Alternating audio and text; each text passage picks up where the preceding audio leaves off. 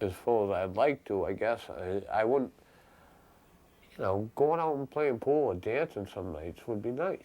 But I really can't go out and some, because I really think that, you know, if someone recognized me or somebody said something to somebody else or something like that, yeah, something could happen.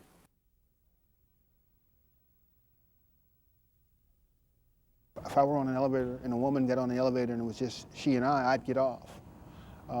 If I were going to go into a room and a woman came into the room, I would either make sure that the door was open or I'd leave. I have to be very, very, very, very, very careful because the world is looking at me, and a handful of people are waiting for the man behind the curtain to come out. Oh, I knew he was a rapist all the time. I told you, mama. You know, I have to be very careful in what I say, even how I look at a woman. You don't know what I go through.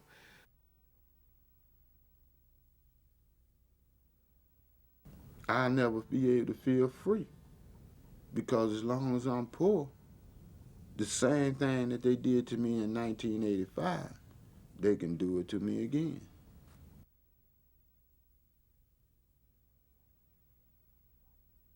A black man is headstrong, like a Klingon. If you ever watched Star Trek, that's what the black generation is about.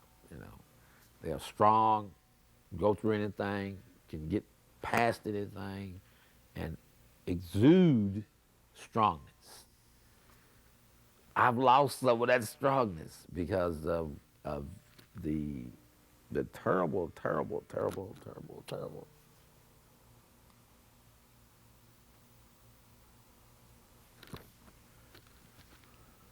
things that happen. I can't help the way I get sometimes, and a lot of it might be paranoia, but a lot of it ain't paranoia. You know what I'm saying? Does the rest of them feel the same way I do? You feel like somebody owes you something. Oh, this is Jessica. Nobody has nothing for you. So you do it yourself, like you're always taught to.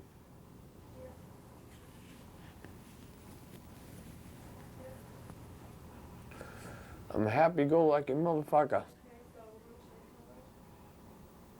But when it comes to this, it kills me.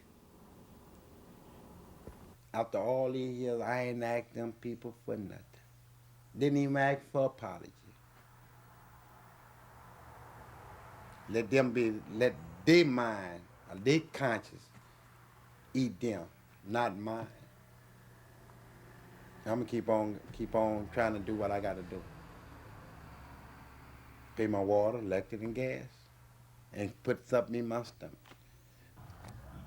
California still hasn't apologized to me for putting me in prison for 11 years. That shit hurts. That shit hurts. I'd rather tell her.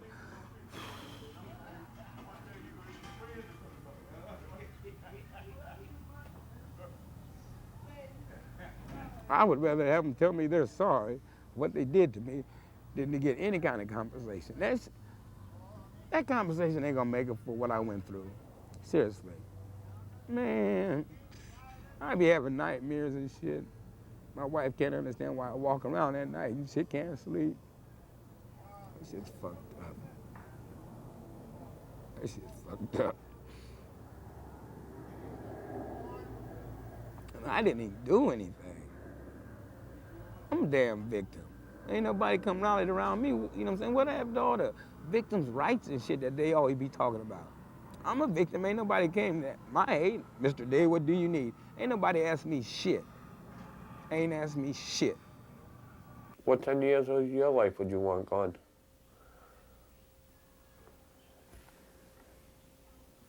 What, 1 to 10? 10 to 20? 20 to 30? Well, they got me from like 26 to 37. when I was young, I could play baseball, you know.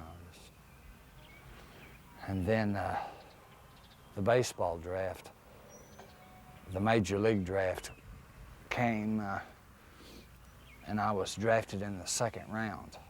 So that told me there that, you know, I was considered a hot prospect, you know, at least that I was like Reggie Jackson. I was talking to him. You ever hear of him?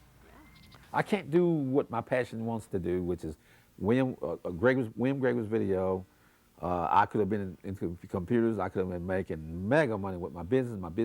I could have had a storefront. I could have 2 or 3 people that I, you know, hired, and I could have made a name for myself. I don't know, probably on Def Comedy Jam, because I'm probably one of the funniest people in the United States, and that's a God-given talent. God blessed me to be funny. You know what I'm saying? I can make anybody laugh at any given situation.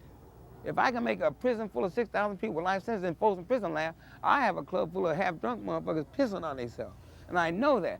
But I ain't been able to do none of that because, you know what I'm saying, I haven't had no closure in my life. I got to get this shit out of my way. This shit, you know what I'm saying, this got to come to an end, you know what I'm saying? And a lot of people don't know, even though I was put in the situation that I was in, there's a lot of funny shit that go on in prison. A lot of funny shit that people don't know about.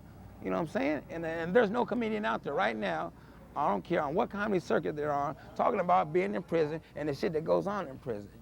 I'm gonna be that one person. You know what I'm saying? I know I can make it.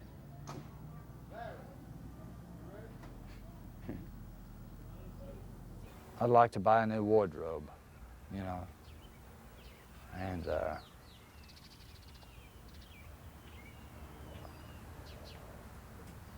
that's about it. You know, I really don't have any big wishes or anything like that, you know.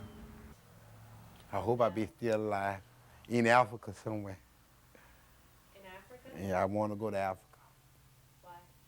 Because that's the motherland. You'll find me where I'm comfortable at. I'm right comfortable at my old home.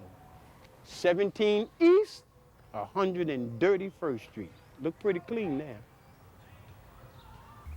I wish that at the time of my death that I could go to sleep and never wake up and never have a bad dream and just eternal rest like you've seen on some tombstones.